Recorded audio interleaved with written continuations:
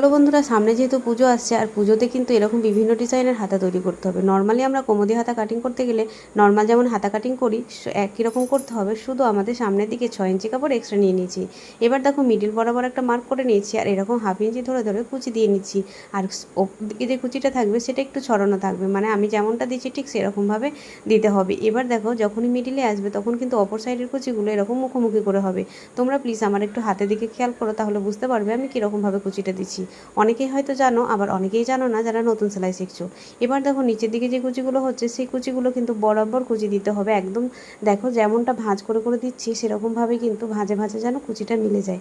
আর এই যে নিচের দিকে যে কুচিটা কুচি দেখো একদম একে অপরের ওপরে দিচ্ছি, মানে এটা কিন্তু একদম খোলা টাইপের হবে না, এটা কিন্তু একদম বন্ধ টাইপের হবে। বন্ধ করার পরে দেখো ওখানে 1/2 ইঞ্চি বরাবর ধরে এটাকে সেলাই করে দিতে হবে। তো দেখো কত সুন্দরভাবে হয়ে গেছে। এবার এটা ভাঁজ করে দেখবে কুচি দেওয়ার পরে নিচের দিকটা না একটু ডাউন হয়ে গেছে, তো সেটাকে এরকমভাবে কাট করে দিতে হবে। কাট করার পরে এখানে যেহেতু আমরা বেল্ট দেবো তাই এখানে 2 ইঞ্চির বেল্টের জায়গায় আমি এখানে 6 ইঞ্চি কাটিং করেছি।